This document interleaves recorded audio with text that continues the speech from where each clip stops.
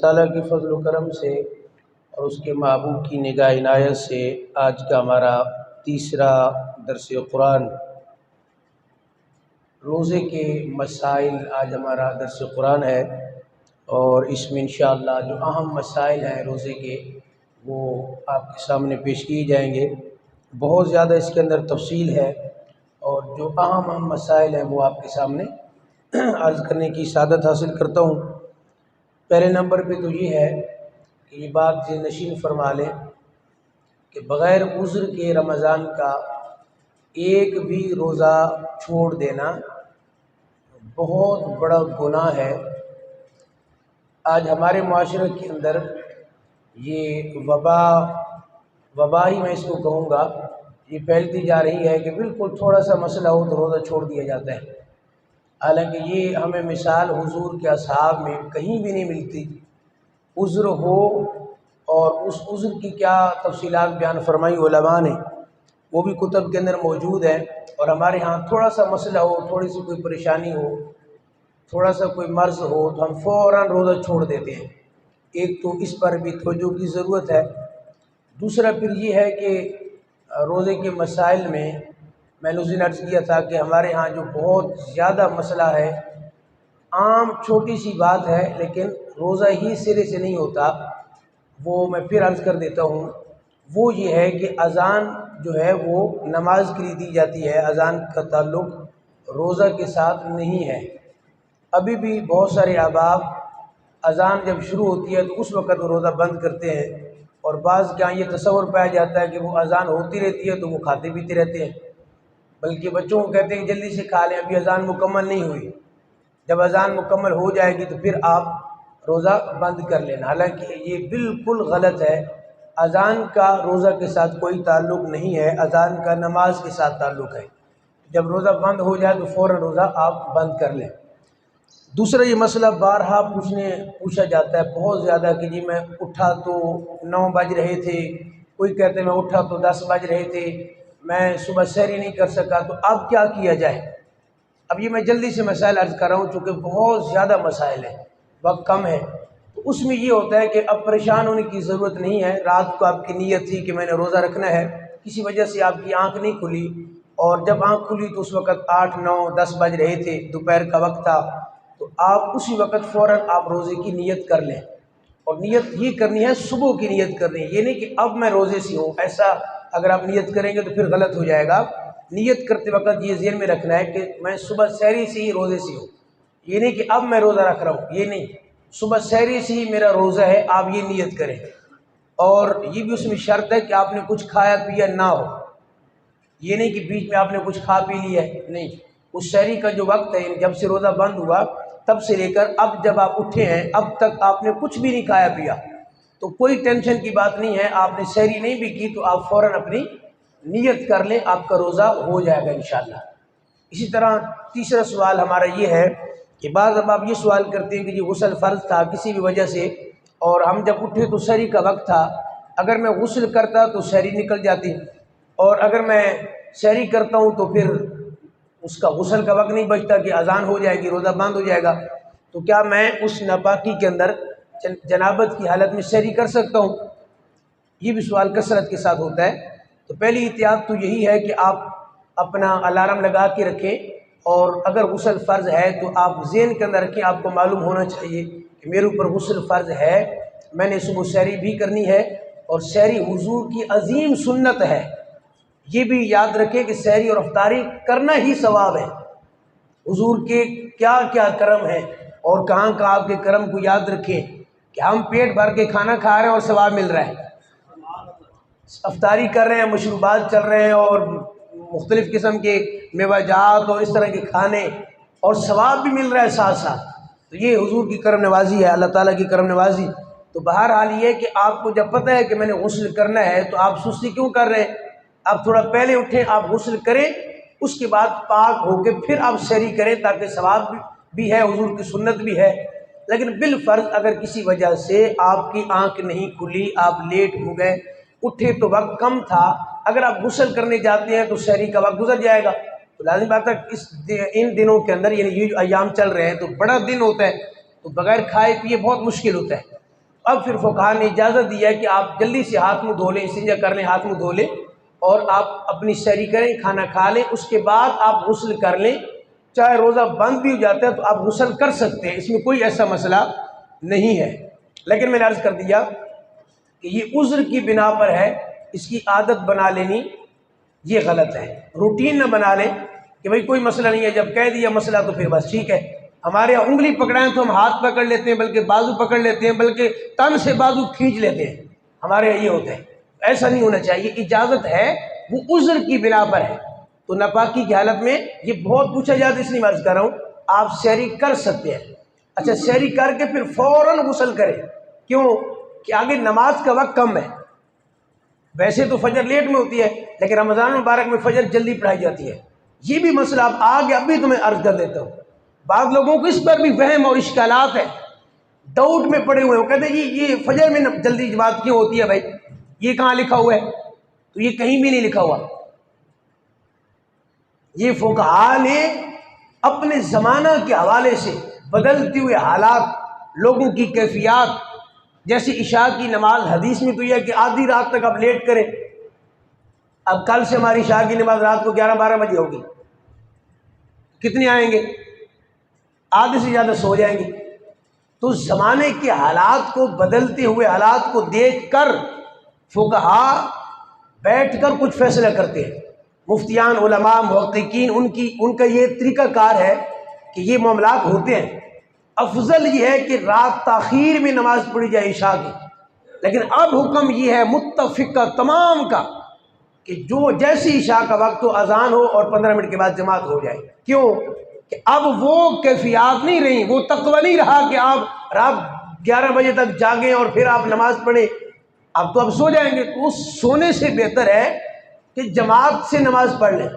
تو یہی مسئلہ رمضان مبارک میں آپ لے آئیں کہ جماعت لیٹ ہی ہوتی ہے، لیکن رمضان مبارک میں جلدی اس لیے ہوتی ہے کہ خطرہ یہ ہے کہ لوگ سحری کر کے سو جائیں گے۔ اگر وہ سو گئے تو جماعت نکل جائے گی، اس لیے اب علماء نے اذان کے فوراً 15-20 منٹ کے بعد جو ہے وہ جماعت کھڑی ہو جاتی ہے کہ لوگوں نے چونکہ سونا ہے، یہ جلدی اٹھے ہوئے ہیں، پھر آفس کام کرنے جانا ہے، تو اگر ہم اسی ٹائم پہ لیٹ نماز رکھیں تو جماعت نکل جانے کا خطرہ ہے۔ اس خطرے کے پیش نظر انہوں نے جماعت کو اول وقت کے اندر ادا کرنے کا حکم دے دیا، اور یہ بھی یعنی باقاعدہ طور پہ اس کے اوپر موجود ہے دلائل۔ اسی طرح ہمارے ہاں ایک سوال کیا جاتا ہے کہ مجھے شوگر ہے، یا کوئی کہتا ہے مجھے فلاں مرض ہے، کوئی بھی ایسا مرض کہ جو واقعتاً مرض ہے اور پھر آپ اس میں دن میں دوائی استعمال کرتے ہیں، جیسے انہیلر کا استعمال کیا جاتا ہے، اسی طرح بعض آکسیجن ماسک لگاتے ہیں، اسی طرح بعض آپ سمجھ لیں کہ انجیکشن لگواتے ہیں، کچھ بھی ایسے معاملات ہیں، ان کا مسئلہ ایسا ہے کہ وہ بغیر دوائی کے نہیں رہ سکتے۔ جیسے میں نے کہا شوگر کے مریض، یا اس کے علاوہ کوئی اور آپ لگا لیں، کوئی بھی ایسا مرض اگر واقعتاً عذر ہے اور ماہر طبیب ڈاکٹر، خوف خدا رکھنے والا ڈاکٹر، اس پر فقہا کی باقاعدہ تصریحات موجود ہیں کہ ڈاکٹر کون سا ہونا چاہیے۔ یہ نہیں کہ ڈاکٹر ہی ایسا ہے کہ جس نے کبھی خود ہی روزہ نہیں رکھا، وہ پہلے کہہ دے گا کہ روزہ رکھنے کی کیا ضرورت ہے۔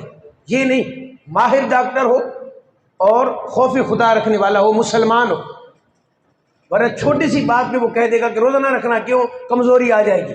یہ نہیں، ماہر ڈاکٹر، مسلمان اور خوف خدا رکھنے والا، اگر وہ واقعتاً اپنے علم کے مطابق بتاتا ہے کہ اگر آپ نے روزہ رکھا تو آپ کی جان کو خطرہ ہے، نمبر 1، نمبر 2 آپ کا مرض بڑھ جائے گا، نمبر 3 آپ کے کسی عضو کے تلف ہونے کا، اس کے ضائع ہونے کا خطرہ ہے۔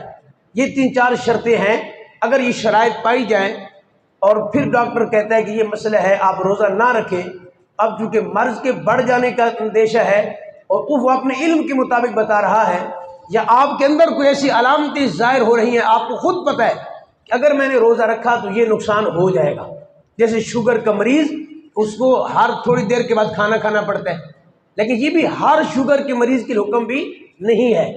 جن کی واقعتاً کنڈیشن ایسی ہے ان کو ہر گھنٹے 2 گھنٹے بعد کھانا پڑتا ہے، انسولین لگانی پڑتی ہے، کچھ ایسے مسائل ان کے ہیں، تو پھر ان کے لیے یہ عذر آ جاتا ہے۔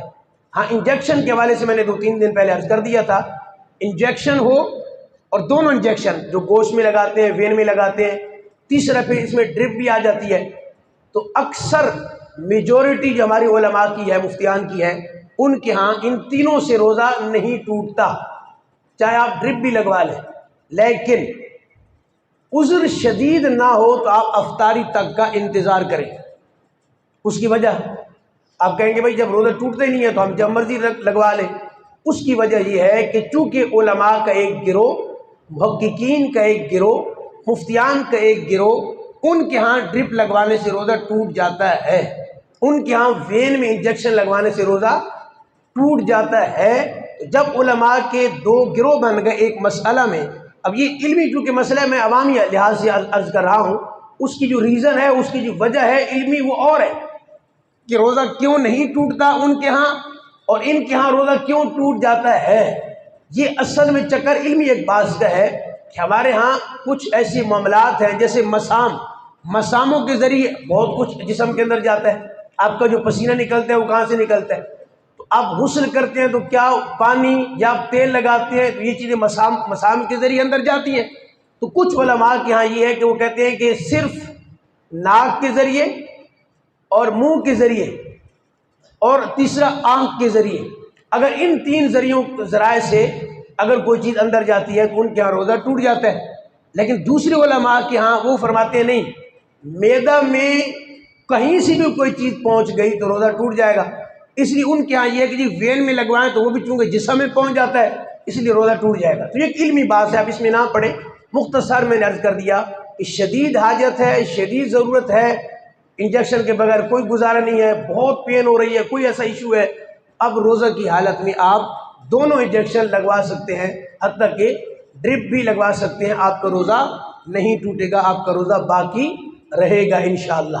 اگر ڈاکٹر کہتے ہیں کہ جی چھوٹا موٹا مسئلہ ہے، کوئی ایشو نہیں ہے، آپ اس ڈاکٹر صاحب کو کہیں کہ جی میں افطاری کے بعد آؤں گا، اس کے بعد میں انجیکشن لگوا لوں گا، چونکہ زیادہ ایشو نہیں ہے، تو دونوں علماء کی رائے پر پھر کیا ہوگا؟ عمل ہو جائے گا۔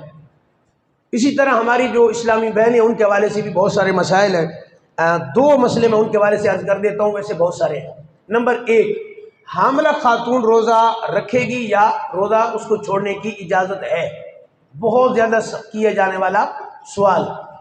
اس میں بھی وہی مسئلہ آ گیا کہ ڈاکٹر جو بتائے اور ماہر اور خوف خدا رکھنے والا، اگر ایسی کنڈیشن نہیں ہے کہ اسلامی بہن ہماری وہ ٹھیک ہے، کوئی ایسا ایشو نہیں ہے، تو صرف حاملہ ہونے کی وجہ سے روزہ نہیں چھوڑا جا سکتا، قطعاً ہی یاد رکھ لیں۔ ہاں ایسی کنڈیشن ہے کہ عورت ہماری اسلامی بہن ویکنس بہت زیادہ ہے اور ماہر ڈاکٹر خوف خدا رکھنے والا کہہ دیتا ہے کہ اگر آپ نے روزہ رکھا تو بچے کی جان کو خطرہ ہے یا خود آپ کو خطرہ ہے، اب اس بنا پر، اس بیس پر روزہ چھوڑا جا سکتا ہے، ورنہ نارملی اگر آپ دیکھیں تو جو ہماری اسلامی بہنیں ہم کو روزہ اس حالت میں چھوڑنے کی اجازت قطعاً نہیں ہے۔ نارملی حالت کے اندر جہاں استثناء ہے وہ میں نے عرض کر دیا۔ سیم یہی معاملہ ہے ان خواتین کا، اسلامی بہنوں کا، جو بچوں کو، اپنے بچے کو دودھ پلاتی ہیں، فیڈ کراتی ہیں، تو ان کا بھی سیم یہی معاملہ ہے۔ ایک تو غلط فہمی یہ ہوتی ہے کہ دودھ پلانے سے روزہ ٹوٹ جاتا ہے، یہ غلط ہے۔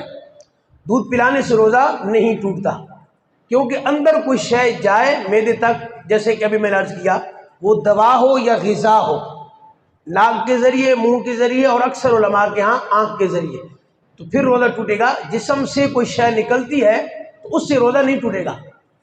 تو دودھ کا جسم سے نکلنا، اس میں کیا دلیل آ گئی کہ روزہ ٹوٹ گیا؟ تو نہیں ٹوٹے گا۔ ہاں اگر ان کو یہ خطرہ ہے، وہی بات کہ ڈاکٹر نے کہہ دیا کہ بھائی بچہ اور کچھ بھی نہیں کھا پی سکتا، وہ دودھ پر ہی گزارا کرتا ہے، اور روزہ رکھا تو دودھ کے مسائل بن سکتے ہیں، بچے کی جان کو یا کوئی ایسا مسئلہ ہے، اب پھر اس بیس پر روزہ چھوڑا جا سکتا ہے۔ یہ ہزاروں میں کوئی 3-4 کیس ہو سکتے ہیں، ہر جگہ یہ کیس نہیں ہوگا۔ لہٰذا یہ دونوں اسلامی بہنوں سے ہماری گزارش ہے کہ آپ روزہ رکھیں، قطعاً اس روزے کو نہ چھوڑیں۔ اسی طرح بلڈ دینے کا معاملہ ہوتا ہے، اس میں بھی دو باتیں یاد رکھیں، یہ آخری مسئلہ ہم عرض کر دیتے ہیں۔ وہ یہ ہوتا ہے کہ بلڈ دیا جا سکتا ہے چونکہ جسم سے نکل رہا ہے، جسم میں کوئی شے نہیں جا رہی، لیکن علماء نے مکروہ لکھا ہے کہ اگر آپ کو یہ پتہ ہے اگر میں نے بلڈ ڈونیٹ کر دیا تو مجھے ویکنس ہو جائے گی، بعض نوجوان ایسے ہوتے ہیں ان کو چکر آنے لگ جاتے ہیں، کمزوری ہے، تو پھر کہا کہ افطاری تک انتظار کریں۔ ہاں بلڈ ٹیسٹ کروا لیں، ٹیسٹ کرا لیں، کوئی ایشو نہیں ہے، وہ تھوڑا سا بلڈ نکالیں گے، لیکن مکمل بوتل پوری دینا، اگر تو آپ کو یہ ہے کہ مجھے ویکنس ہو جائے گی تو اب آپ نہ دیں۔ لیکن اگر آپ کو لگتا ہے کہ میں صحت مند ہوں، میں آرام سے روزہ مکمل کر سکتا ہوں، مجھے کوئی ایشو نہیں ہے، تو روزے کی حالت میں خون بھی دیا جا سکتا ہے، آپ کا روزہ قائم رہے گا، روزہ نہیں ٹوٹے گا۔ جی جتنے بھی ہمارے یعنی میں نے عرض کیا نا کہ حاملہ خاتون یا کوئی ایسے معاملات ہیں جس میں اجازت ہے، اس میں روزہ بعد میں رکھنا لازم ہوگا۔ اگر مرض ہے اور ایسا مرض ہے کہ بعد میں ٹھیک ہو سکتا ہے، گرمیوں میں نہیں رکھ سکتے، سردیوں میں رکھا جا سکتا ہے، ان کے لیے یہی حکم ہوگا کہ روزہ اپنا قضا کرنا پڑے گا اور فرض ہوگا یہ قضا کرنا۔ ان کے لیے چھوٹ ہے جو شیخ فانی ہوتا ہے، جس کو آپ کہتے ہیں شیخ فانی، یعنی جس کی عمر اتنی بڑھ گئی ہے کہ اب دوبارہ ان کی عمر واپس نہیں آ سکتی، 80-90 سال عمر ہو گئی ہے، ان کے لیے یہ ہوتا ہے کہ وہ روزہ نہیں رکھیں گے، اس کی جگہ وہ فدیہ دیں گے، اور فدیہ ہوتا ہے 1 صدقہ فطر کی مقدار۔ لیکن جو ٹھیک ہو سکتے ہیں، بعد میں مرض ٹھیک ہو سکتا ہے، جیسے ہماری اسلامی بہنوں کے بعض ایام ایسے آ جاتے ہیں، یا کوئی بھی ایسا کیس تھا، تو جیسی رمضان گزر جاتے ہیں بعد میں صحت یابی آتی ہے، وہ عرض وہ مرض دور ہو جاتا ہے، تو اب روزہ رکھنا آپ کے اوپر، اس کو قضا کرنا یہ لازم ہو جائے گا۔ وآخر دعوانا